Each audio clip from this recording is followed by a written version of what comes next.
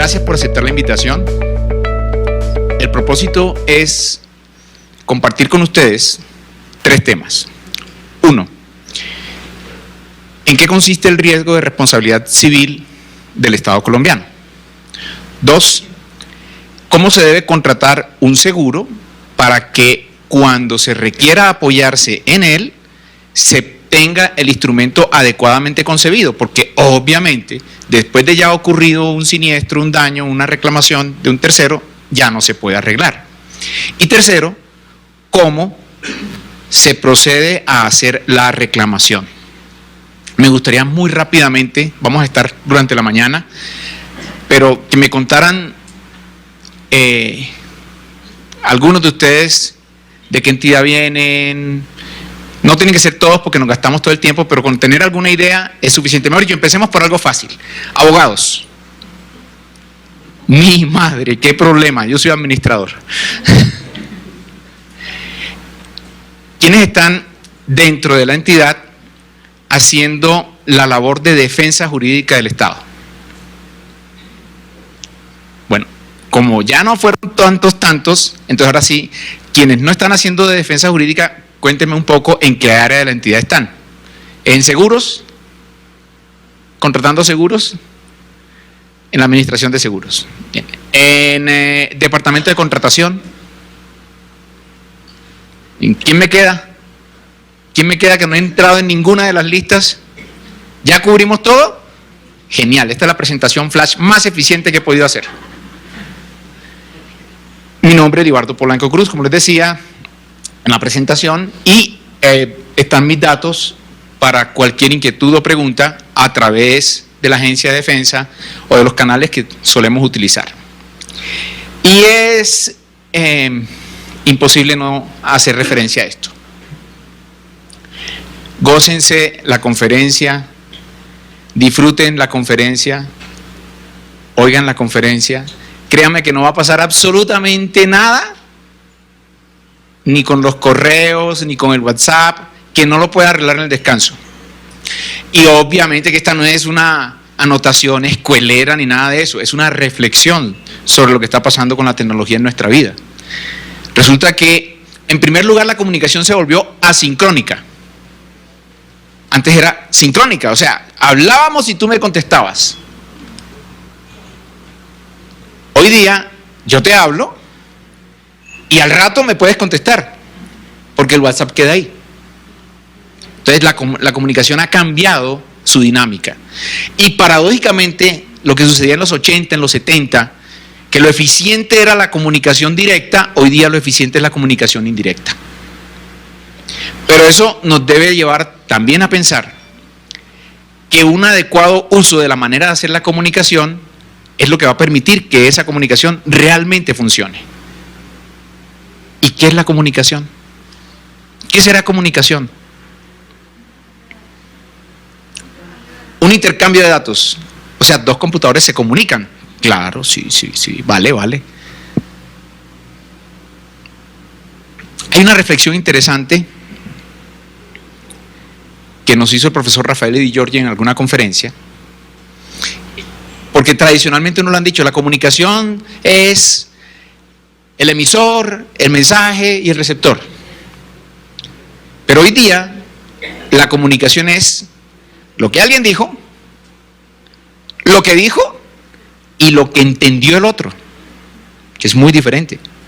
Porque lo que está pensando el que quiere comunicar no necesariamente coincide con el mensaje que entregó y con lo que el otro entendió. Si eso es así y hoy queremos comunicarnos, es absolutamente importante que verifiquemos qué se está entendiendo. Y la única manera como cualquier conferencista o emisor de mensaje puede saber qué se está entendiendo es si le preguntan. Porque de lo contrario yo me quedo con las ideas que tenía concebidas, que quería transmitir, pero no necesariamente son las que estoy transmitiendo. Entonces ayúdenme y ayudémonos, porque lo que alguien me está preguntando posiblemente es lo que otro no se había dado cuenta y estaba también entendiendo en otro sentido. Entonces hagamos una dinámica de comunicación. Vivamos esta mañana lo mejor posible Y recuerden que el mundo virtual existe, que la comunicación es asincrónica, que el WhatsApp puede quedar ahí y que a las 10 de la mañana en el descanso usted lo contesta y no pasó nada. Sigamos en esto de la disrupción, que es lo que está de moda. ¿Qué es esto? ¿Qué perciben en esta imagen? ¿Qué tan real, qué tan irreal o qué tan subreal? No es una imagen real, es una primera opinión. Otra opinión, puede ser la misma, puede ser otra. No es real porque un río no pasa por encima de una carretera. Estoy totalmente de acuerdo. Ese es el punto. ¿Qué quiero decirles? Las ideas preconcebidas son una barrera que dificulta el acceso al nuevo conocimiento. Cuando uno está muy seguro de algo que ha hecho repetitivamente y que le ha funcionado y con éxito además, usualmente se cierra a las nuevas ideas. Entonces, otra invitación es, si lo que vamos a ver no va en la línea de lo que usted tenía guardado en su imaginario, en el diario transcurrir de las actividades que usted realiza, probablemente estamos frente a un nuevo conocimiento o, lo que sería terrible también, pero necesario corregir, un conferencista despistado. Que hay que hacérselo ver. Nadie es dueño de la verdad. Que hoy tenga yo el honor de estar aquí con el micrófono, pues me está confiriendo una posibilidad de decir algo, pero no necesariamente eso tiene que ser cierto. Es importante cómo usted lo entienda, lo procesa y lo retroalimenta. Y les insisto, dueños de la verdad no existen. Bien, efectivamente, y este puente es real, este puente está construido desde el año 2002, tiene 25 metros. ¿Y quieren ver otro todavía más interesante? 2003. Es un puente donde barcos pasan por encima de otro río. Es decir, lo que usted no se imagina existe. Lo que usted no se imagina existe. Ese es el poder de este mensaje que quiero entregarles un poco. Vinimos a hablar de qué cosa? De puentes, ¿cierto? A construir puentes. ¿No? Sí, puentes de comunicación. Vinimos a hablar de seguros. Pero para poder hablar de seguros, ¿por qué razón se compra un seguro? Para amparar un riesgo. O sea, la fuente original de por qué llego al seguro es para amparar un riesgo. No es para cumplir el presupuesto, no es para hacerle check allí a la lista y que el contrato pueda empezar. No, uno no compra seguros para eso.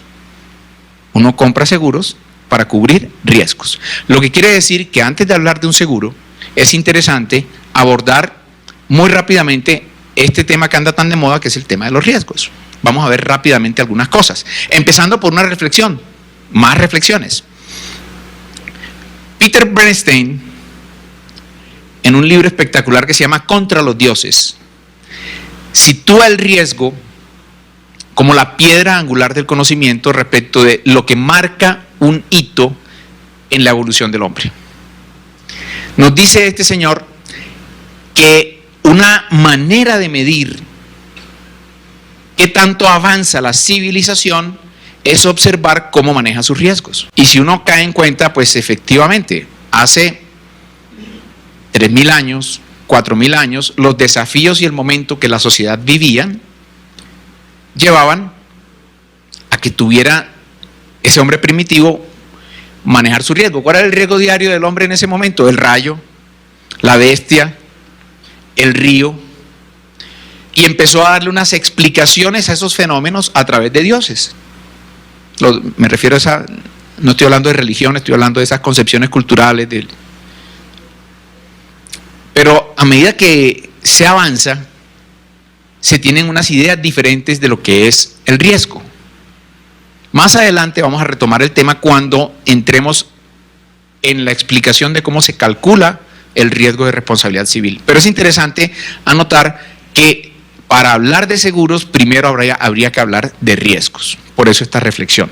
Ahora, ¿qué es un seguro? ¿Qué es un seguro? Un amparo contra el riesgo. Y como diría su profesor de obligaciones, ¿qué es un seguro? Un contrato. ¿Para? Y la definición tradicional que a uno le han contado es el contrato de seguros para transferir el riesgo a un asegurador profesional. Esa es la definición tradicional.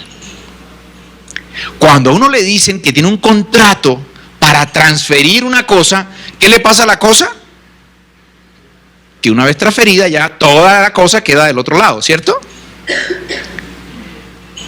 Pues resulta que eso no es un seguro. Porque no existe una póliza a la que yo le pueda entregar todo el riesgo con toda su intensidad y con todas sus características. Yo solo puedo entregar una parte del riesgo.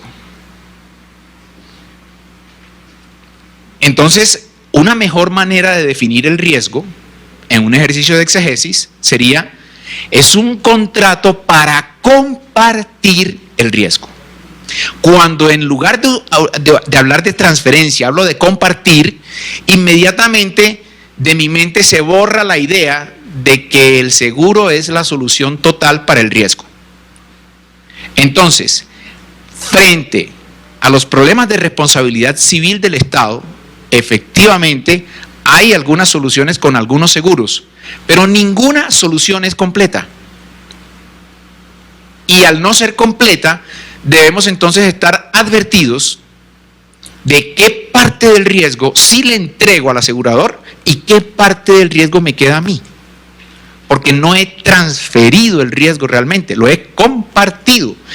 Obviamente que a mayor transferencia del riesgo habrá mayor prima, mejor calidad y mejor comportamiento de ese seguro el día que yo tenga el siniestro. Y de eso trata todo lo que vamos a ir revisando a medida que avancemos en nuestra conferencia. Que a propósito, todo el material que ustedes están viendo y todas las láminas que estamos proyectando se les va a entregar en PDF a través de la gestión que se hace en la agencia. Eso para los que quieren tomar nota, pero no me extraña que sigan tomando notas. Eso es normal también porque es una manera de aprender. Si el seguro entonces es un contrato para compartir riesgos, antes de ir al seguro, como lo dijo usted, yo tengo que entender el riesgo. ¿Qué es el riesgo? ¿Cómo podemos definir el riesgo? Como el evento o suceso incierto. Suceso incierto. Hoy día el riesgo se entiende como el efecto de la incertidumbre en el logro del objetivo. El efecto de la incertidumbre en el logro del objetivo. Definición que tiene hoy día registrada la norma ISO 31000 en su capítulo 2 de definiciones. Pero es una idea que fue concebida hace mucho tiempo, desde el año 62, 63, por dos profesores que empezaron a redefinir la palabra riesgo para abandonarle ese significado de peligro y daño y entender que el no saber lo que puede pasar en el futuro, eso es un riesgo. Y estamos en el proceso de modificación de entendimiento en la comunicación de qué es el riesgo.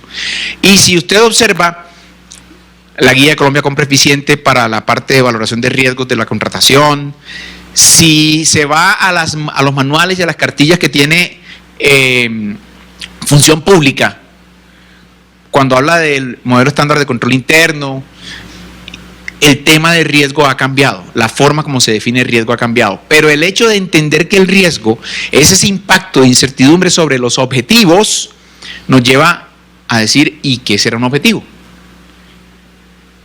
Un objetivo es la persecución de un fin con el uso eficiente de recursos. Y cuando digo recursos, no solamente es dinero, es tiempo, es esfuerzo, es lo que usted hace para conseguir su objetivo. Tenemos esa idea tan antigua de que a mayor dificultad y mayor tenacidad en lograr el objetivo, mejor es el logro. En la realidad no. En la realidad es que cuanto menor esfuerzo yo tenga que invertir en lograr el objetivo, es mejor. Ay, pero es que a usted no le costó nada. Pues lo hizo mejor si el objetivo se cumplió. ¿Cuáles son los objetivos que nos interesan en el Estado? ¿Cuál es la razón de ser del Estado? El bienestar común. La provisión de servicios públicos. Y tocando allá la hebra constitucional, ¿alguien me ayuda con alguna definición?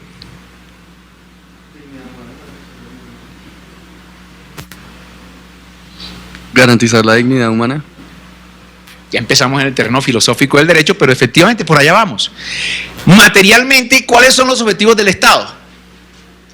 Pues van a ser una serie de visiones que están en el futuro, que me van a retroalimentar riesgos, porque los riesgos que yo tengo en el Estado en general son los riesgos que se derivan de buscar ese bienestar, de que la comunidad reciba satisfactoriamente la protección, el amparo de sus derechos. Y si tengo claro cuáles son los riesgos que está corriendo el Estado, entonces yo puedo llegar al seguro correcto, cuando un seguro me pueda amparar algún riesgo. No existen seguros para todos los riesgos, ni un riesgo puede ser transferido, puede ser solo compartido. Dicho eso, el objetivo que el Estado tiene como institución se va a retroalimentar de las creencias, lo que las personas tienen concebido, que no son los mismos. Yo no puedo aspirar a que 47 millones de personas tengan las mismas creencias. Cada una de las personas tiene sus propias creencias. Además de eso, hay unos esquemas de valores. Depende de la forma como cada cual construyó y cree en sus valores, va a haber también unos objetivos. Habrá aquel que diga que es más importante el valor de la vida y otro diga, no, es más importante el valor de la subsistencia del grupo, etcétera, y vienen unas discusiones allí interesantes a partir de las cuales se construyen objetivos. El poder, los intereses y el conocimiento generan esos objetivos. Los seguros que le van a impactar a los riesgos que uno enfrenta por perseguir esos objetivos van a derivarse en unos amparos para entender el riesgo al que le están impactando como riesgo de oportunidad. ¿Habrá posibilidad de necesitar un seguro para cubrir una oportunidad? Las oportunidades son consecuencias favorables. Ganar, obtener un lucro, para eso no se necesitan seguros. Pero hay otros riesgos que son riesgos especulativos, que dependiendo de lo que suceda con ese riesgo, yo puedo tener una consecuencia favorable o una consecuencia adversa. Ahí empieza a aparecer en algo el seguro, porque esas consecuencias, cuando son adversas, yo podría ampararlas. Por ejemplo, comprar una cobertura forward, porque vamos a adquirir tecnología y mientras yo abro la licitación, selecciono y compra y me lo traen, pues el dólar cambió. Y si el dólar cambió de una manera tan dramática que amenaza mi proyecto, pues la única manera de tener estabilizado el precio al que yo considero se puede hacer el contrato es con una cobertura forward. Pero si el dólar al contrario se cayó, se depreció, se apreció el peso colombiano, ¿qué le va a pasar a los costos que yo tenía que invertir? ¿Van a ser menores? Para eso no necesito seguro, pero es el mismo evento. ¿Cuál es el seguro que estoy usando allí? Un seguro financiero, una cobertura forward, en donde hay una parte del riesgo favorable, si el dólar se cae, donde no necesito ningún amparo, pero donde el dólar se aprecie y suba y yo tenga amenazado mi proyecto, ahí puedo usar la cobertura forward. Entonces, ese es un terreno donde están los seguros financieros. Y por último están los riesgos puros. Los riesgos puros son aquellos cuya consecuencia única y exclusivamente es un daño. Dentro de esa categoría están los riesgos asociados a la responsabilidad extracontractual del Estado. Cuando una persona sufre un daño, se genera un perjuicio que debe ser indemnizado. Y el concepto de reparación integral obliga a que esa reparación sea absoluta en la medida en que el Estado pueda proveerla. Entonces, ¿qué va a suceder aquí? que allí yo puedo tener una póliza que me permita cubrir las consecuencias financieras del daño que genera el deber de reparar el perjuicio. Y en responsabilidad civil va a pasar algo que no sucede con otros seguros. Con el seguro del carro, con el seguro del edificio, con el seguro de manejo, yo llego a la valoración económica de cuánto costó ese daño y entrego la indemnización que corresponda.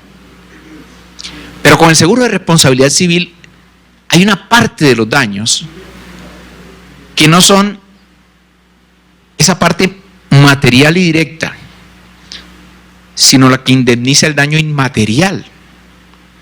Lo que significa que la valoración que debo hacer de un seguro de responsabilidad civil debe ir más allá del lucro cesante y del daño emergente, que son relativamente fáciles de valorar, porque usted dice cuánto es la cuenta del hospital, qué edad tenía el señor y cuánto hay que pagarle por el lucro cesante de la muerte o la invalidez que está sufriendo.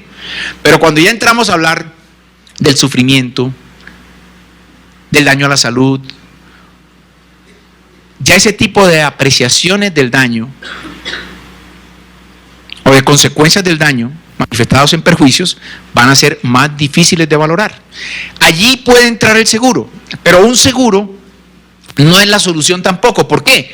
Porque no todo evento de responsabilidad civil es asegurable. Hay eventos de responsabilidad civil que no son asegurables. Y ante la valoración de ese tipo de daños de responsabilidad civil no asegurable, necesito tener algún mecanismo de protección de parte del Estado que no va a hacer la póliza. Y en caso de que yo encuentre el seguro correcto para estos riesgos puros, no se les olvide que en una póliza hay exclusiones, garantías, obligaciones que debe cumplir el tomador, la subsistencia del interés asegurable, vigencia si el siniestro ocurrió por fuera de la vigencia, que van a hacer inoperante el contrato. Es lo que vamos a ir revisando a medida que transcurse nuestra conferencia.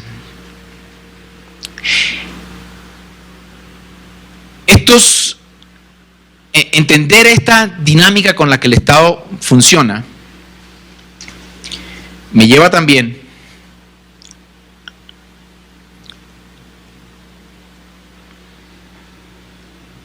a revisar los objetivos del Estado como tal. Los objetivos del Estado como tal los vamos a distinguir en dos grandes grupos. Un primer grupo que tiene que ver con la responsabilidad que se deriva de la contratación estatal,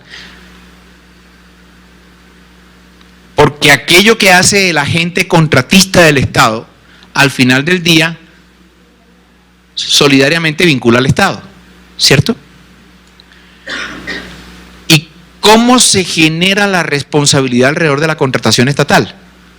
Pues en un contrato estatal hay dos objetivos. El primer objetivo de un contrato estatal, como ustedes también me lo dijeron hace un momento, es atender los fines del Estado. ¿Para qué contrato yo como Estado? Para que haya un puente y las personas puedan tener mejor calidad de infraestructura urbana, para que su calidad de vida sea mejor. ¿Para qué se contrata la construcción de una represa? Pues para generar energía y que los ciudadanos que se van a beneficiar de ese servicio tengan mejor calidad de vida. Al final se trata de atender todos esos fines. ¿Y para qué llega el contratista al contrato estatal?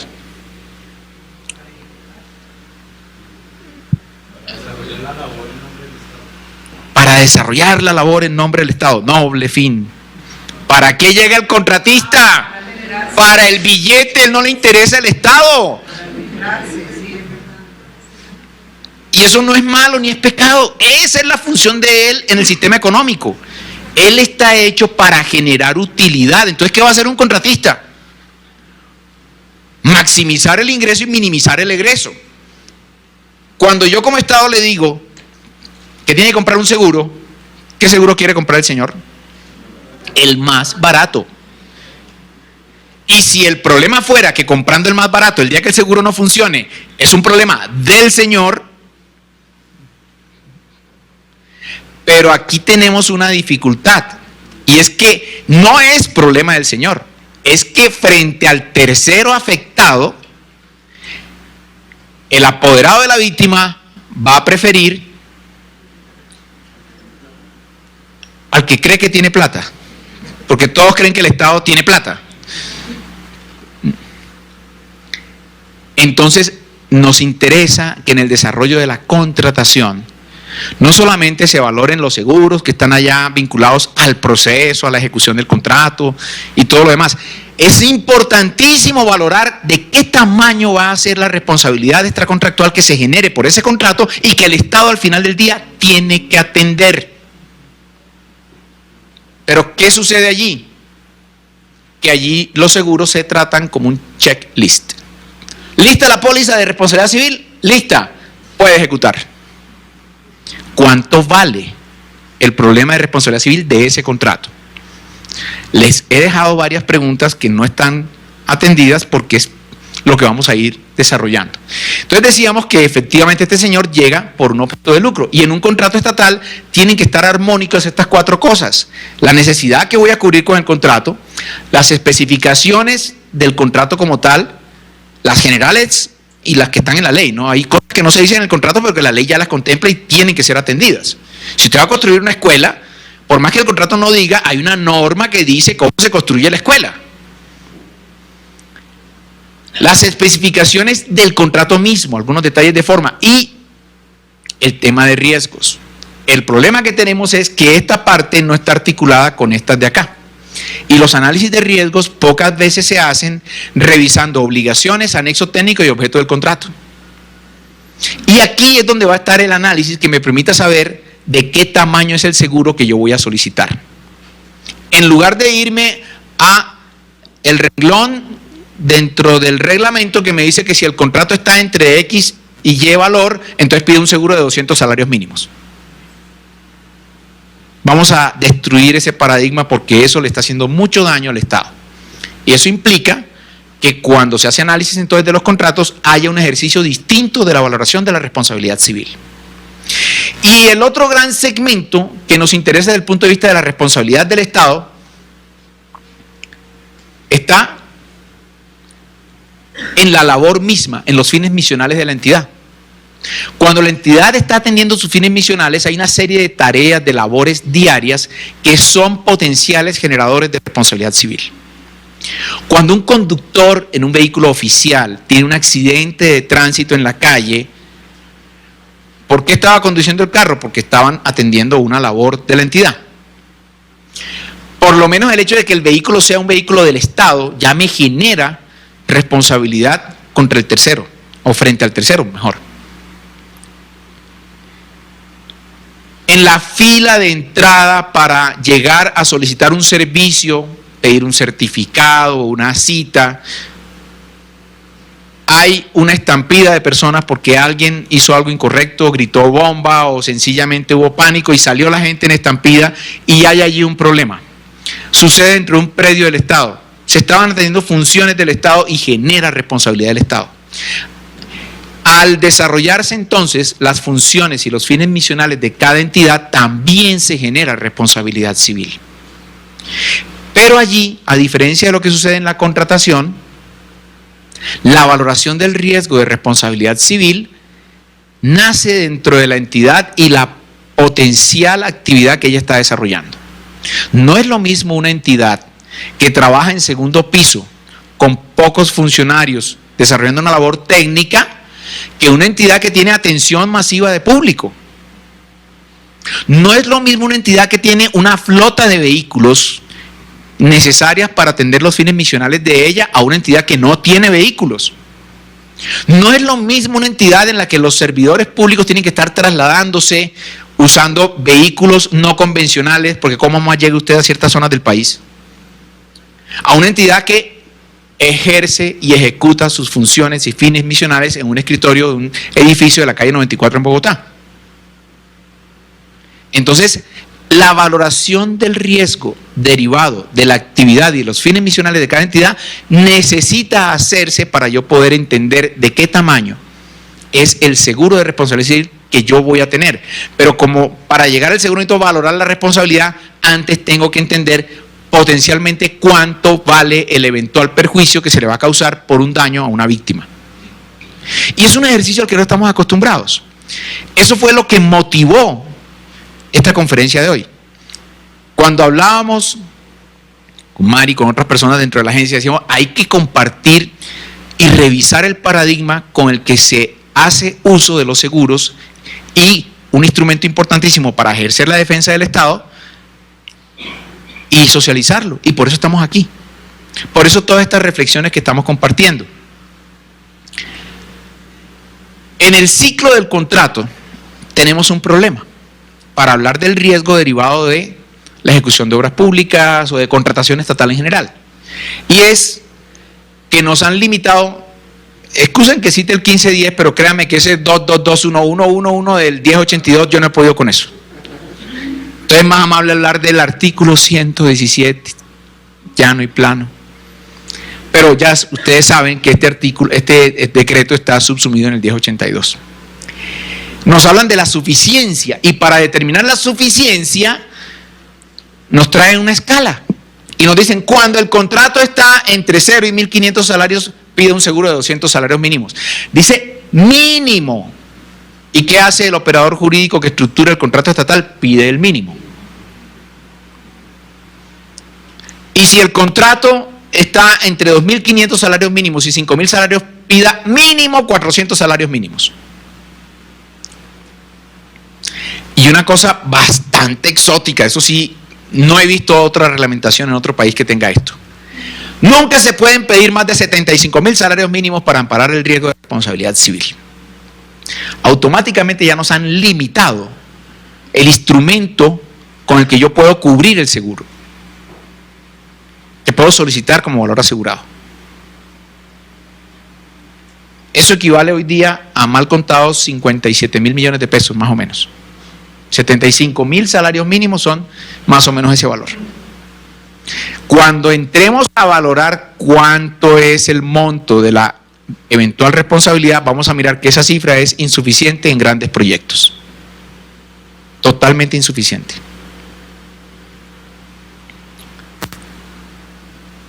¿Qué sucedió en la agencia respecto del tema de responsabilidad civil?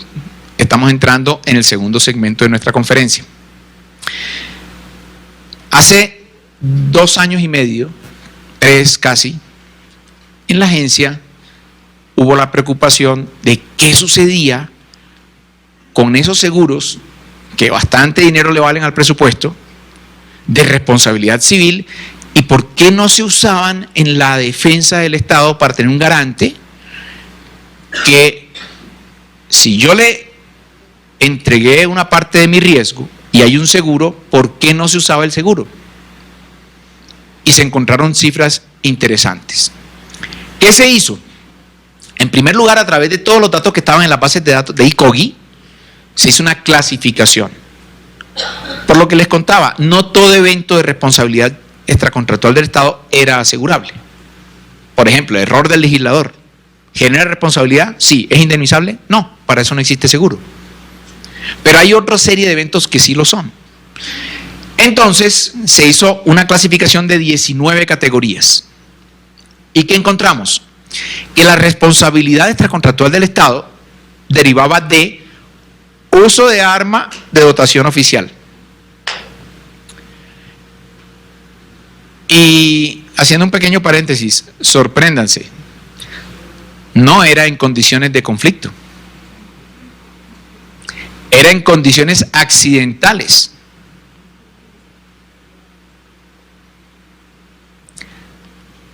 Actividad aeronáutica, accidentes de trabajo. Cuando a usted le dicen que el accidente de trabajo genera responsabilidad extracontractual a cargo del Estado, ¿usted en qué piensa? ¿Con qué se conecta para intuir el mecanismo de protección? La ARL, ¿verdad? La ARL. Pues la ARL funciona muy bien, excepto si hay culpa patronal o culpa del empleador, como hoy día se debe decir. Recuerden que en mi diploma dice administrador. Si soy impreciso en un término jurídico, recibo con el mayor agrado que me corrijan porque ustedes son los expertos en esa parte. Tenemos un problema con el accidente de trabajo. La culpa del empleador es una hipótesis sumamente frecuente de realizarse. Basta con que, a pesar de haberle entregado, por ejemplo, elementos de protección y que el empleado no los utilice y se niegue a utilizarlos y el empleador admita que él no los use, ya estemos en presencia de culpa. Basta, por ejemplo, en construcción pesada, que en lugar de que el señor trabaje 8 horas montado en un andamio, poniendo varillas, cemento, lo pongan a trabajar 10, ya estamos en el terreno de la culpa del empleador. Sobra decir algo que ustedes conocen muy bien. La legislación laboral es muy proteccionista. Incurrir en culpa patronal es sumamente fácil.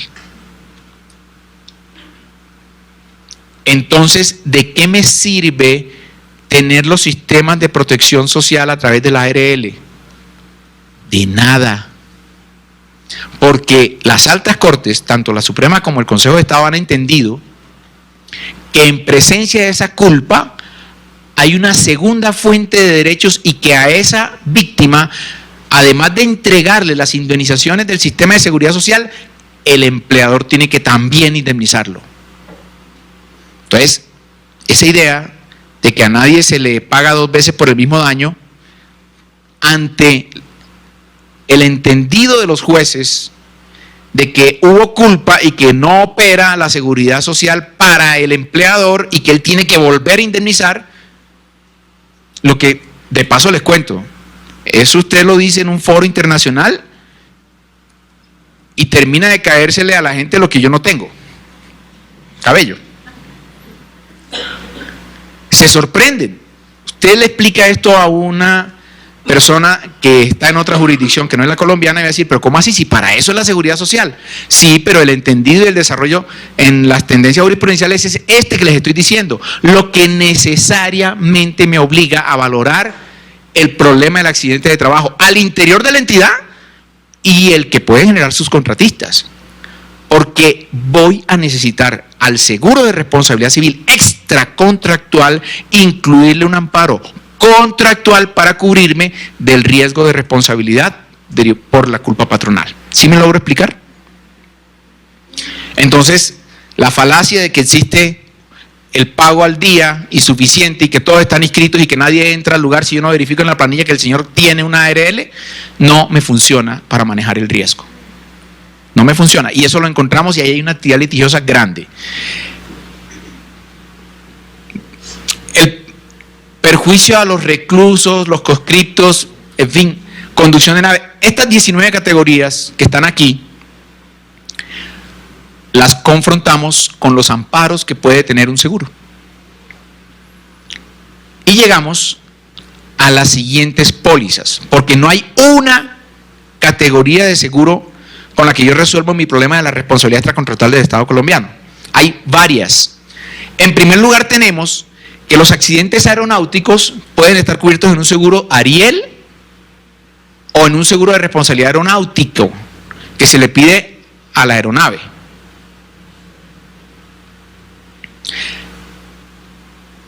Los accidentes de los vehículos, en principio, los voy a cubrir con el amparo de responsabilidad civil del seguro de automóviles. Entonces, si se trata de los automóviles de la entidad, hay que ir a revisar cómo asegura la entidad sus vehículos. Pero si se trata de los vehículos del contratista, que el señor pierda la volqueta o no la pierda no me interesa, pero la responsabilidad civil que él genera con la volqueta sí me interesa. Luego, debo pedirle dentro del contrato un seguro de automóviles en donde lo obligatorio para el Estado no es el amparo del carro como tal si las latas se le dañan, porque ese no es mi problema, sino la responsabilidad que él va a generar con ese vehículo. Y normalmente los seguros de automóviles tienen limitaciones. Entonces vamos a necesitar complementar esa póliza de automóviles con otro seguro de responsabilidad civil que ampara los excesos que están allí. Eso lo vamos a ver todo en detalle. Estoy todavía en la parte de mostrarles el riesgo para luego llegar a los seguros, donde vamos a explicar en detalle qué pasa con cada uno de ellos. Otra categoría son los seguros de contaminación y unas pólizas que llaman de hidrocarburos en el sector asegurador, que me amparan fundamentalmente los daños que se le causan al medio ambiente, donde hay una tendencia creciente, importante, en las reclamaciones contra el Estado por el daño a ese bien general que es el medio ambiente. Otra categoría de seguros son los seguros de responsabilidad civil médica, en donde la frontera de lo contractual y extracontractual es bien difusa. Hasta dónde llega el acto médico para ser responsable contractualmente y dónde empieza la responsabilidad extracontractual. Entonces hay un desarrollo de un seguro especial cuando el problema que yo tengo es un problema derivado de responsabilidad civil médica. Y la responsabilidad civil médica, uno en principio se conecta mentalmente con ¿qué cosa? Con los centros que prestan los servicios de salud, ¿verdad? En las entidades donde ustedes están, me imagino, han desarrollado un programa de zonas seguras. Es un mandato, ¿no? Es una obligación tener los servicios de ambulancias cuando hay una emergencia que llegue y se presente. Es un contrato relativamente pequeño, ¿cierto? ¿Alguien de pronto de casualidad recuerda si ha contratado ese servicio de zona segura, zona protegida, con los servicios de ambulancias, de paramédicos? ¿Cuánto puede pagar mensualmente por eso? Más o menos 4 o 5 millones de pesos. O sea, es un contrato muy pequeño. ¿Qué sucede si un paramédico que llega a la entidad hace una práctica incorrecta en el protocolo de atención de un paciente que tiene un desmayo y le causa un daño? Eso es responsabilidad civil médica. O sea, la responsabilidad civil médica no solamente orbita alrededor de la actividad de los centros de salud, la tenemos en todas las entidades. Obviamente que el tamaño de la responsabilidad que tiene un hospital es muy distinto al que yo tengo, porque el máximo al que me pueden a mí llegar a generar alguna dificultad es ese problema de la atención primaria, de primeros auxilios, la que está allí en la entidad. Pero, por eso les decía, revisemos ideas. No únicamente son las IPS las que necesitan el seguro de responsabilidad civil médica, y hay una actividad litigiosa en contra del Estado importante. Ya vamos a ver las cifras de cada una de ellas. Otra categoría son los seguros de responsabilidad por navegación en cuerpos de agua. Es un seguro que se conoce como un seguro de P&I. En la jerga del mundo de los seguros le llaman también el seguro PANDI, porque cogen la P, and, y le dicen el seguro PANDI. Entonces, cuando a usted el intermediario o la aseguradora le habla del seguro PANDI, le está hablando de un seguro de protección necesario para amparar los daños que se causan en la actividad de navegación, en ríos, en lagos, en el mar, etc. Es un mundo especial, tiene sus propias reglas y ahí hay unas pólizas. ¿Cuándo las necesitaré? Pues si yo tengo alguna actividad que se desarrolle en ese tipo de acciones y tareas del mar y de la navegación. Hay una categoría 7 que se llamó los no asegurables, donde colocamos en la agencia todo lo que podía ser responsabilidad extracontractual del Estado, pero para lo que no existe un seguro.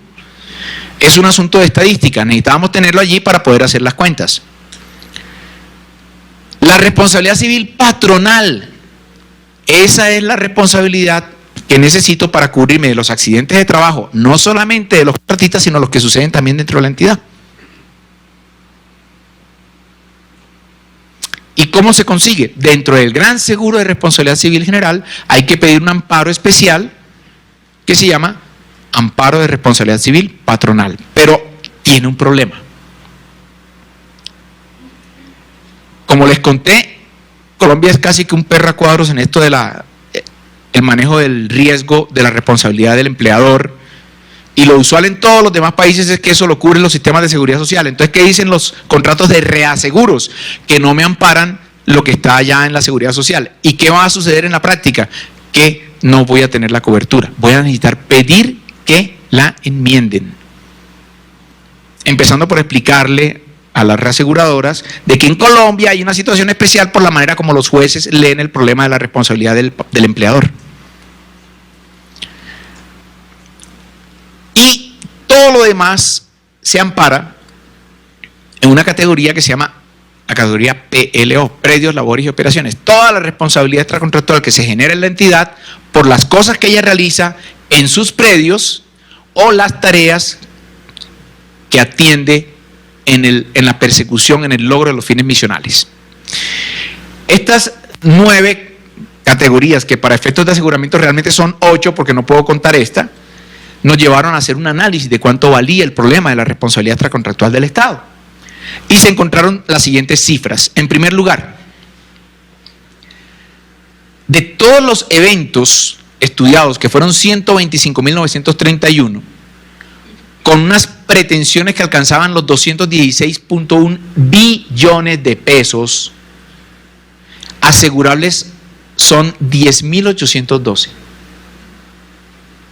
De 125.000 casos, solo 10.800 son asegurables. Y de los 216 billones que valen las pretensiones, solo 27.7 son asegurables. Obviamente, pongamos esto en un terreno ponderado. No todo el valor de la pretensión es el valor de la condena. Pero el hecho de que yo tenga una pretensión de cierto valor ya me obliga a manejar ciertas contingencias. Y cuando uno mira el valor individual, el asunto cambia. Porque las pretensiones para cada víctima asegurables sí llegan hasta los 3.000 millones de pesos, mientras que los eventos no asegurables, las pretensiones están escasamente por debajo de los 2.000 millones de pesos. O sea, cada víctima que pretende una indemnización del Estado, frente a las categorías de riesgos asegurables, suelen tener más valor de pretensión que otro tipo de daños. ¿Sí me logro explicar? Veamos más detalles de cifras.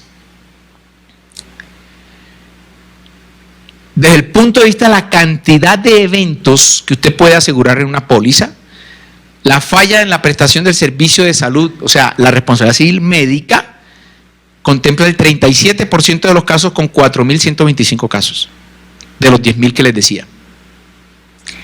La siguiente categoría está alrededor de la conducción de vehículos, 2.813 casos, que representan el 25%. Siguen otras categorías como el tema de los accidentes de trabajo, que me generan la responsabilidad patronal, donde hay 1.505 casos que representan el 14%, y los daños al medio ambiente, como cantidad de eventos asegurables, son 1.515, que son el 14%. Hay otras categorías, como les decía, el material va a quedar para ustedes, las pueden seguir mirando. Este es el análisis de la cantidad de casos. Miren cómo cambia esta cifra cuando yo me voy no al número de casos, sino al valor bruto de las pretensiones. El valor medio de pretensiones cuando se trata de daños al medio ambiente está alrededor de 30.000 millones de pesos por caso. Pero esto está desviado fuertemente por una demanda que se instaura por un derrame de petróleo en el Golfo de Morrosquillo, donde ya hay unos valores absurdos de pretensión. O sea, este promedio no me representa toda la cantidad de eventos que hay allí a cargo del Estado. Falla en el servicio general de la entidad, lo que llamamos responsabilidad por el señor que entró, se resbaló, la fila, el objeto que se cae de la altura y lo recibe un peatón o un bien de un tercero. Allí el valor promedio de pretensiones de las víctimas está alrededor de 2.856 millones de pesos. La parte de aeronaves, el valor promedio de pretensión de una víctima está en 2.500 millones de pesos. Daño a la salud, daño en la prestación de servicio de salud, falla médica. El valor promedio de pretensión de una víctima allí está en 1.382. Aquí empieza a haber un comportamiento donde tenemos unos grandes eventos desviados, dos grandes categorías donde las pretensiones están alrededor de 2.500, 2.800 millones, y luego la mayoría de los eventos del Estado, el valor promedio de pretensión de una víctima está en 1.000 millones de pesos por víctima. 1.000 millones de pesos por víctima. solo por curiosidad, vaya y hágase una revisión de cuánto compraron en la entidad de valor asegurado por responsabilidad civil.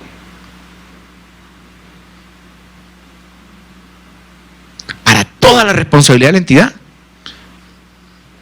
1.500, 2.000 millones de pesos. He visto algunas pólizas de 4.000 millones.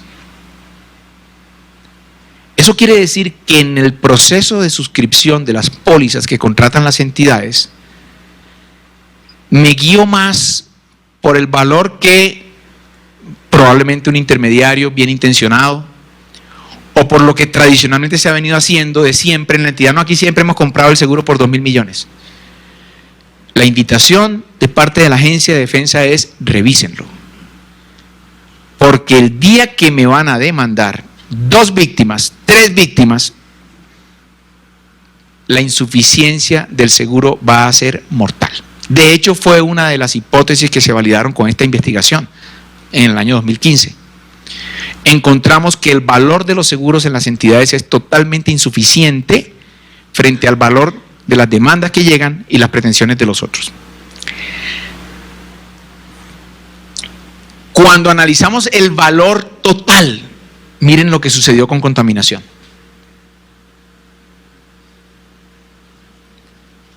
Estas cifras están en millones. 17 billones de pesos son pretensiones por contaminación. Eso está afectado por ese gran evento que les cuento, donde todos sabemos que las pretensiones son absurdas, que no tienen asidero, pero esa es la pretensión en la demanda. Miren lo que sucede con el tema de ejecución de obras públicas, está aquí. Uy, estos nombres quedaron, tal vez al hacer copy-paste, como estaba vinculado, cuando les entregue el material van a estar ahí las categorías, pero las 2 grandes categorías son contaminación, responsabilidad civil médica y ejecución de obras públicas. De allí se deriva casi el 70% del valor, del problema de la responsabilidad extracontratal del Estado colombiano. Y aquí está un cuadro donde todo lo que les acabo de decir está resumido. Aquí dice qué póliza cubre los distintos tipos de riesgo que enfrenta cualquier entidad del Estado. Sugerencia: tomen este cuadro y hagan una revisión de cada uno de los riesgos para saber si usted necesita alguna de estas pólizas. Y cuando esté desarrollando contratación estatal, el área de contratos debe ir y mirar si ese contrato que se va a ejecutar puede tener alguno de estos riesgos para pedir el seguro correcto. Si usted pide que le lleven un seguro de responsabilidad civil, le van a llevar cualquier seguro, y no cualquier seguro me cubre todos los riesgos que les estoy contando. Entonces, debemos llegar a una apreciación de cuánto vale el perjuicio. ¿Y cuánto vale un perjuicio de responsabilidad civil en general? De cualquier, puede ser por cualquiera de las categorías que le dije. Puede ser una persona que le atropelló un vehículo, un uso incorrecto de arma de dotación oficial, puede ser el señor que entró haciendo la fila, se resbaló y se hizo un daño. Cualquier víctima va a estar en estos órdenes. Aquí hay un ejemplo de la muerte de una persona que se gana el salario mínimo, que tiene 40 años, tiene un promedio de 800.000 pesos mensuales, que tiene 2 familiares y un relacionado. ¿Por qué hablo de 2 familiares y un relacionado? Porque para indemnizar el daño inmaterial, el daño moral, usted no necesita tener vínculo con la persona. Necesita demostrar ¿qué cosa? Afectación. Se murió mi amigo. ¿Qué debe llegar al proceso? Las constancias de que estudiaban juntos, estaban en el mismo equipo de fútbol, los testimonios diciendo es que esos 2 se la pasaban parrandeando y eso eran uña y mugre. Pues ese señor está afectado moralmente porque se murió su amigo. Ni qué decir de el primo, el tío, la mamá, el papá, los hijos, la señora, la novia, todos. Todos tienen derecho a esa reparación que es sumamente compleja de visualizar cuando no ha ocurrido el daño, porque el seguro se compra antes de que ocurra el daño. En resumidas cuentas, lucro cesante de esta persona, que en Colombia se estima no con fundamento en la edad de pensión, sino con fundamento en la esperanza de vida. O sea, hay que indemnizar el lucro cesante por toda la expectativa de vida. Está en 288 millones de pesos. Esta cifra no tiene discusión. Eso es sencillamente multiplicar el ingreso de los 800.000. Si la persona tiene 40 años, era varón, no inválido, ese señor llegaba a los 72 años, son 32 años de 800.000 pesos mensuales que hay que pagarle. Multiplique, eso le da 288 millones. Además de eso, cuando usted mira las personas que pueden reclamar el daño moral, el número de salarios que hay que reconocerle va a llegar a 343 millones. Pero además de eso, el daño a la salud, 171. Daños materiales, porque el señor primero tuvimos que hospitalizarlo, estuvo 15 días en una UCI. En resumidas cuentas, este problema vale 876 millones de pesos. Una víctima. Una. Si el evento es más complejo y tengo 2 víctimas, esto vale más. Si la persona que está sufriendo el daño no tiene 40 años, sino tiene 25 y no se gana 800.000 pesos, sino se gana 2 millones de pesos, vaya sumando. Claro está que el gran reto que tengo en el Estado es saber quién puede ser la víctima, porque esto, cuando usted llega al momento cero, el juez sabe perfectamente por los hechos de la demanda que el señor se llamaba Juan, que tenía 32 años, que se ganaba 2 millones de pesos, que tenía señora, 3 hijos, papá, mamá y 4 amigos. Pero es que cuando a él le llega la demanda, ya sucedió el daño y el seguro se compra antes del daño. Entonces, ¿qué debería hacer para poder tener alguna idea, una aproximación de cuánto vale mi responsabilidad civil? Pues un ejercicio que lo vamos a explicar aquí al final, después del descanso, en la segunda parte de la conferencia, donde podemos entrar a estimar la caracterización de las víctimas que voy a tener que indemnizar en un eventual caso. Este es un evento catastrófico, 5 víctimas. Y algunas de ellas con estos promedios, etcétera. Este problema con 5 víctimas puede llegar a 10.000 millones de pesos. 10.000 millones de pesos. Esa es la valoración del daño. Inquietudes de todo lo que hemos dicho, algo que les haya cambiado. Respecto a la tabla que el doctor Libardo mostró sobre el valor medio de las pretensiones de los daños. Ahí, dentro de lo que nos ha expuesto, me surgió una pregunta: ¿cuál será el valor medio de la pretensión de los daños que un funcionario público en ejercicio de sus funciones le cause a terceros por la omisión o extralimitación de sus funciones? Porque eso, podría generar unos daños que tendría que responder el Estado y le generaría un detrimento patrimonial pues al mismo. Bueno, en primer lugar es importante señalar que el eventual seguro que existe para eso es muy limitado. No tengo una póliza para ese tipo de daños. O sea, los daños que le cause el servidor público por mal ejercicio de su función como tal. Puedo tener allí al conductor que atropelló a alguien, me voy para el seguro de automóviles. Puedo tener al contratista que le causó el daño allá a un tercero. Pero la desatención de la función como tal, que genera un daño, que no necesariamente es un daño directo a una persona por lesiones, no va a tener amparo en un seguro. ¿Sí logro explicarme? O sea, si usted no le entregó a tiempo un certificado y la persona sufre un daño, ¿tiene derecho a pedir una indemnización? Sí. ¿Es asegurable? No. O sea, para que opere un seguro necesito que exista un daño físico, una lesión. ¿Por qué siniestro? Oh, okay. Pero es que ahí también hay siniestro, ¿verdad? Solo que el daño por la desatención de los deberes encomendados al servidor público como gran categoría no es asegurable. Visto caso a caso, si se trataba del conductor, puedo tener el seguro de automóviles. Si se trataba de un agente de policía, entonces el tema del uso de arma de fuego, puedo tenerlo. Pero no todas las veces en las que haya desatención o atención incorrecta de la función, voy a tener un seguro. Necesito llevarlo a alguna de esas categorías. Y si está en alguna de esas categorías, puedo eventualmente tener el seguro como tal.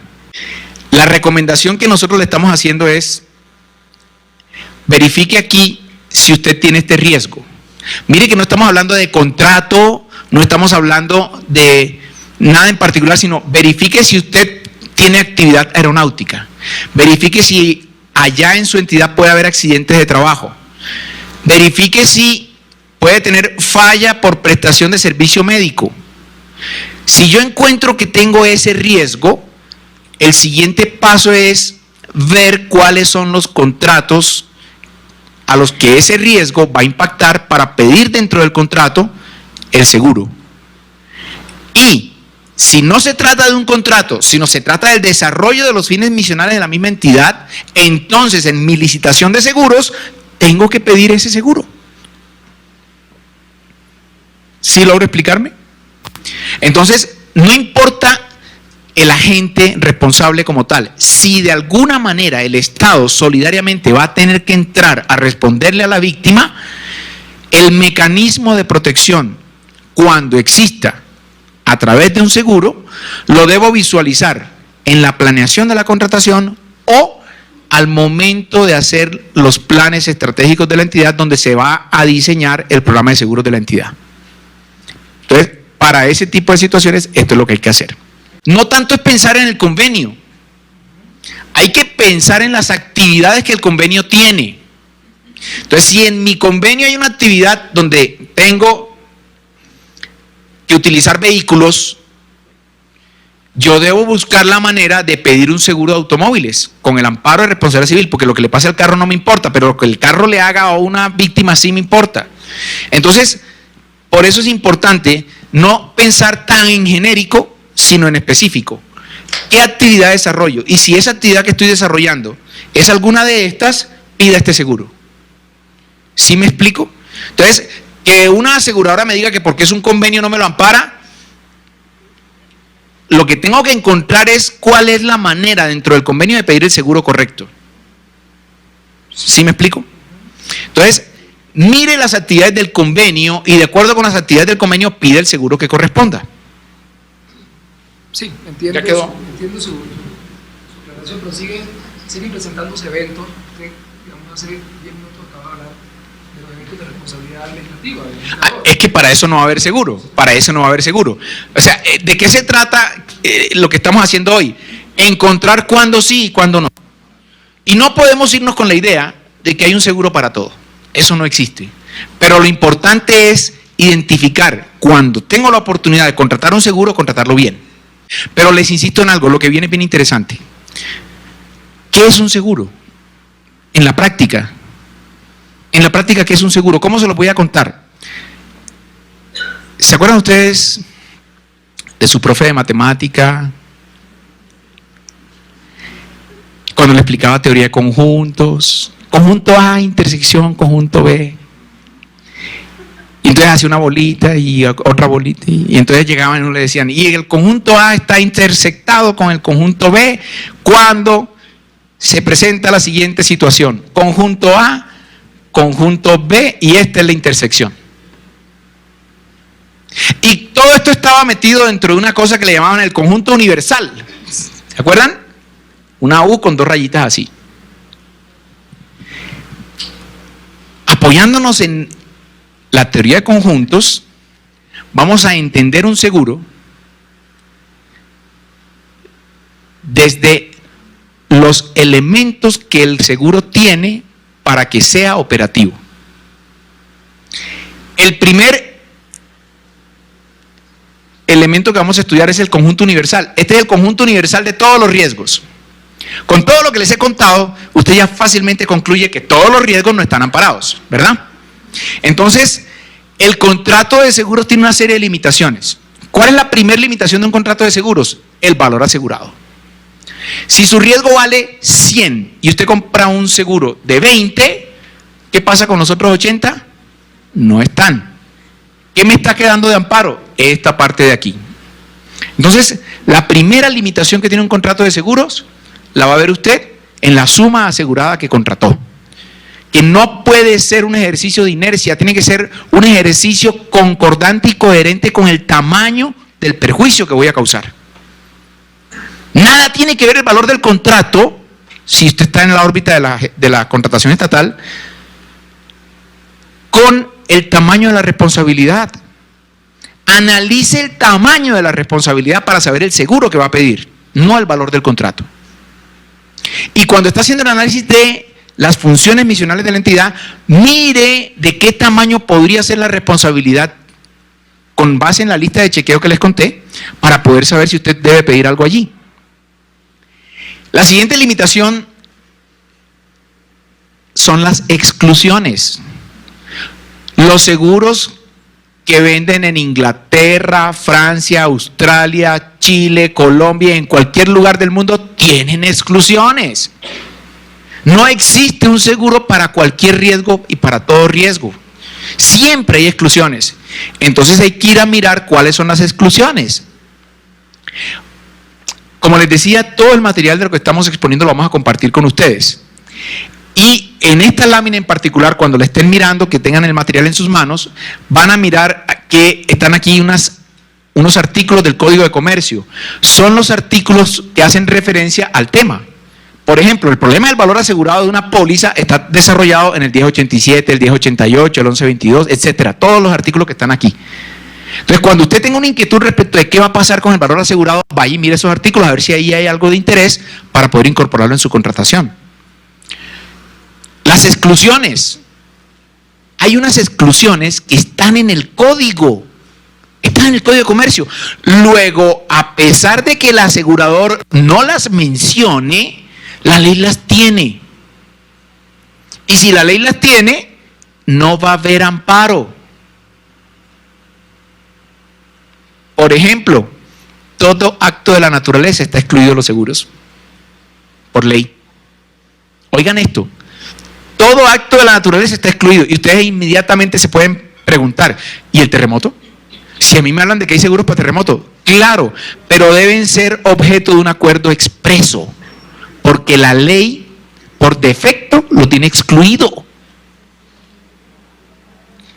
Los actos de rebelión, terrorismo, están excluidos. ¿Pero existe un seguro para eso? Sí. Debe ser fruto de un acuerdo expreso. Entonces vaya y mire las exclusiones de ley. Y luego mire las que tiene la aseguradora particularmente, porque cada aseguradora es libre de poner sus propias exclusiones. No existe desde 1990 un seguro universal. Un seguro único de clausulado para todos. Cada aseguradora desarrolla su propia póliza. Luego no es lo mismo la póliza que vende la aseguradora A que la que vende la aseguradora B. Entonces, además de mirar estas exclusiones que están en el Código de Comercio, vaya y mire las que particularmente tienen las aseguradoras, porque a usted no le va a servir cualquier póliza. ¿Qué me está quedando de amparo? Pues dentro del conjunto universal de riesgos, la limitación de mi valor asegurado, pero además de eso, puede que yo tenga el valor asegurado suficiente, pero que no está excluido. Esta es mi zona de cobertura. Tercera limitación de un contrato de seguros: los amparos. Si lo que usted tiene es un problema de error judicial o jurisdiccional, eso no está contemplado en ningún amparo, por más que sea responsabilidad civil. ¿Qué amparos se contrataron? Yo voy a tener cobertura si la suma asegurada es suficiente, si no tengo exclusión y si el amparo es el correcto. Esta zona de acá. Siguiente limitación de un contrato de seguros: el interés asegurable. Esto es muy importante, porque tenemos por allá metido en la parte de atrás del cerebro que uno le compra el seguro al computador, al carro, al edificio, a la máquina, a la obra, al contrato. No. Uno le compra el seguro a la persona que se va a afectar cuando esa cosa se dañe. sobre su carro, puede haber dos seguros. Uno que usted compra porque su interés como propietaria es que si ese carro se daña, sus activos se disminuyen. Entonces usted tiene un interés asegurable en ese carro como dueña del carro. Pero resulta que usted ese carro me lo presta a mí para que yo haga alguna labor con el vehículo y pueda explotarlo económicamente. Y yo le pago a usted un alquiler. Pues yo también tengo un interés en otra póliza que no es la suya. ¿Qué voy a amparar allí? El problema que voy a tener, que ya no va a ser desde el punto de vista de los activos, porque usted su problema es activo, pierde un activo. Mi problema, como no dueño del carro, pero responsable del carro, es un problema de pasivos. Como ese carro se daña estando en mi poder por una culpa, por una negligencia, yo voy a tener que indemnizártelo, entregártelo. Entonces yo puedo comprar también un seguro para el carro. El mismo carro puede tener dos seguros. O sea, uno no le compra seguros a las cosas, le compra seguros a las personas. Ahora, podemos hacer una sinergia. Oiga, ¿yo para qué pago $1.000.000 de póliza y usted para qué paga $1.000.000 de póliza? ¿Por qué no compramos el seguro los dos? Y comprando el seguro los dos, vamos a tener una sola póliza con nuestros dos intereses asegurados en el mismo seguro. Pero si yo nunca le digo eso a la aseguradora, y teniendo el carro en mi poder, lo estoy explotando y se daña, la aseguradora suya va a decir, listo, pero ¿quién es el responsable? Ah, ese señor, venga para acá, señor, porque yo pagué aquí, luego como usted es el responsable, voy a ejercer la acción de recobro y voy a pedir que usted me pague lo que yo pagué. Exactamente lo mismo sucede cuando tengo uniones temporales, consorcios, convenios. La gobernación del departamento X se unió con el municipio Y y el que compró el seguro fue la gobernación. ¿Qué le pasa al interés asegurar del municipio? Que no está en la póliza. Entonces yo tengo que verificar todos los intereses asegurables que hay alrededor del seguro. O sea, ¿qué personas van a tener una afectación económica por el activo o por el pasivo, de manera tal que todos ellos deben figurar con el nombre de asegurado? No me basta que el edificio, el carro estén amparados. También tengo que verificar que la persona que figura con el nombre de asegurado sea la que económicamente se va a afectar. Entonces, si la persona nombrada en la póliza no es la indicada, el seguro no va a operar para ella. Siguiente limitación del contrato de seguros. ¿Qué amparamos? La actividad de la entidad desarrollada en la sede de la calle 64 con carrera 20. Y el problema ocurrió en la calle 122 con carrera 12. Pues si yo no tengo determinado que ese es el lugar donde podía acontecer el siniestro, no me van a amparar. Yo tengo que tener una concordancia entre lo que estoy amparando y lo que deseo amparar, pero además de eso, armonizada con el valor asegurado. Me explico. Yo puedo decir que quiero amparar la responsabilidad civil por el daño emergente y el lucro cesante, o sea, el daño material, los perjuicios materiales. Los perjuicios materiales. Y cuando hago el cálculo, me doy cuenta que falta toda la parte de daños inmateriales. Daño a la salud, daño moral. Entonces, voy a subir el valor asegurado. Cuando subo el valor asegurado, voy a pedir el seguro de 5.000 millones, pero nunca corrijo la definición. Y la definición me queda solo respecto de los perjuicios materiales. ¿Qué le pasa a los perjuicios inmateriales? Que no están cubiertos. Que no van a estar cubiertos. Por más que lo haya definido, pero el valor asegurado no me alcanza. No lo tengo. Voy a tener un problema de inconsistencia de valor. Este ejemplo se ve mucho mejor cuando usted ampara un edificio. Y me va a salir un poco del tema de responsabilidad civil para ilustrar la idea que quiero compartir. Si usted asegura un edificio, hay una serie de cosas que debe considerar.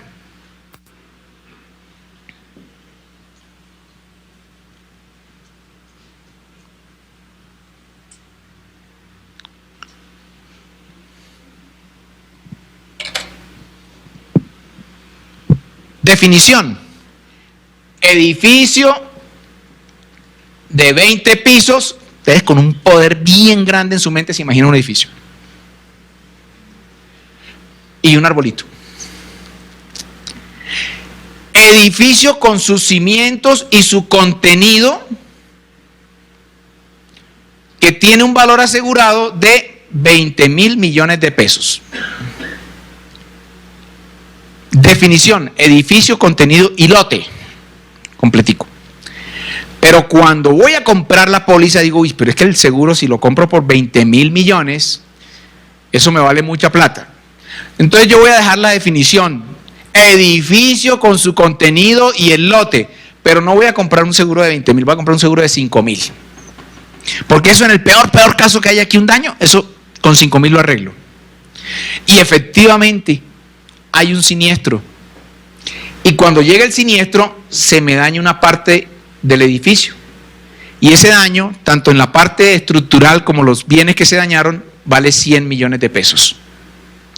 Entonces usted se hace la ilusión. Compré un seguro de 5.000, tengo un problema de 100 millones, me pagan. Pero su definición era edificio con contenido, con lote, y debió tener 20.000 para que coincidiera y usted compró 5.000. ¿Realmente cuánto amparó? De los 20.000 amparó 5.000. Eso es el 25%, ¿verdad? De los 100 millones que se le dañaron, le pagan 25. Porque es la proporción de lo que usted amparó. Eso se llama la regla del seguro proporcional. Debe haber concordancia entre la suma que aseguro y lo que yo definí como bien a ser asegurado. ¿Sí me explico? En responsabilidad civil, el asunto no es así de sencillo, porque allá yo tengo una suma que es un globo, es un límite. Y no me van a aplicar regla proporcional. No me van a decir que si usted compró un seguro de 1.000 y el problema vale 2.000, le pagan la mitad. No, le pagan hasta los 1.000, punto. Pero la insuficiencia sí va a quedar a cargo suyo. O sea, de los 2.000 que usted tiene, 1.000 quedaron sin cobertura. Y debe cuidar la definición, porque puede que tenga el valor completo, pero la definición incompleta. ¿Logro explicarme? La siguiente limitación de un contrato es la vigencia. Es necesario que el siniestro ocurra o se reclame dentro de la vigencia. En los seguros de responsabilidad civil hay un problema. Una cosa es la fecha cuando ocurre el evento y otra cosa es la fecha cuando me reclaman.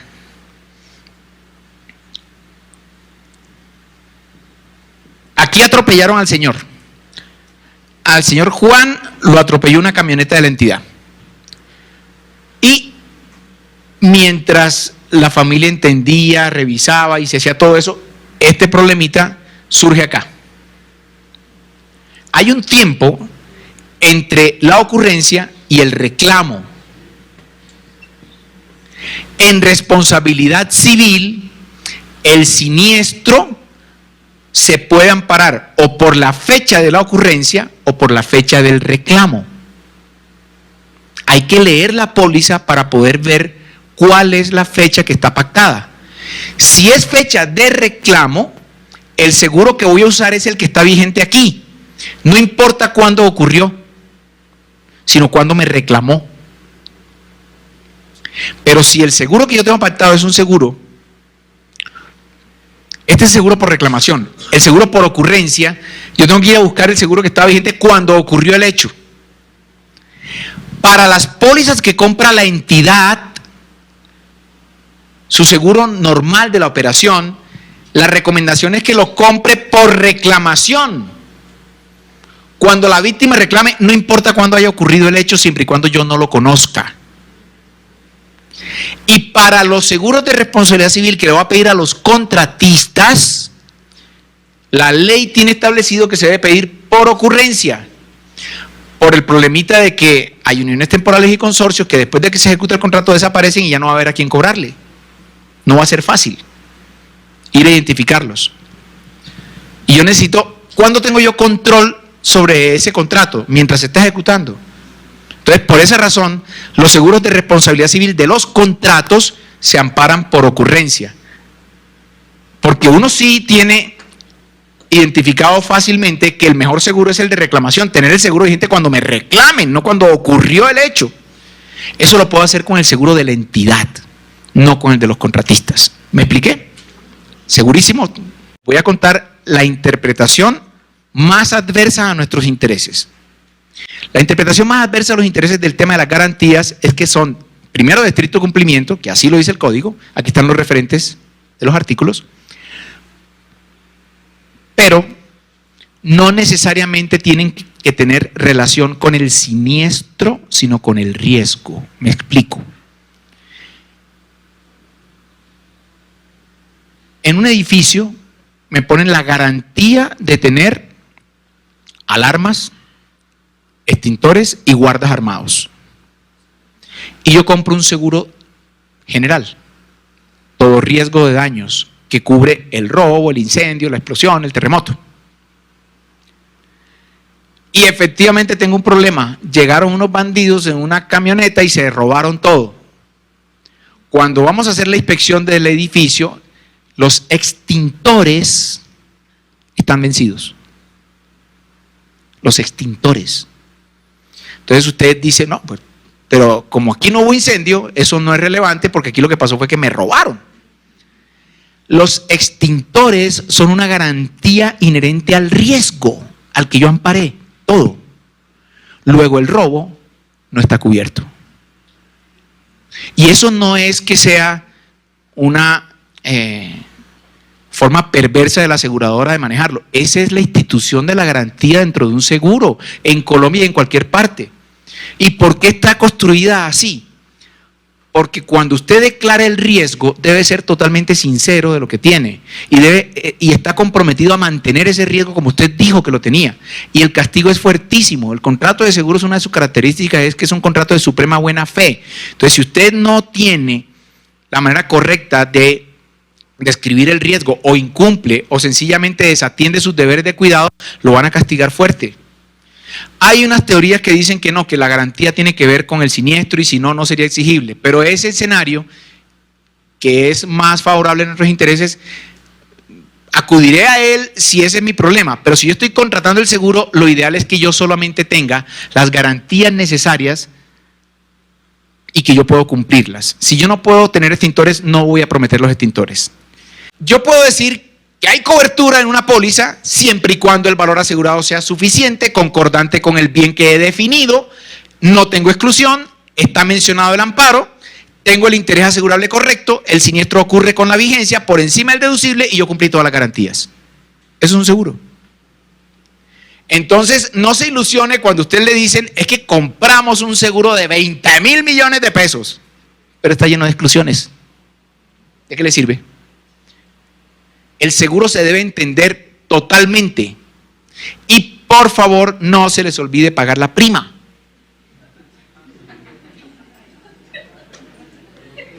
Porque el único seguro que sigue activo, a pesar de que no se pague la prima, es el de cumplimiento del contrato.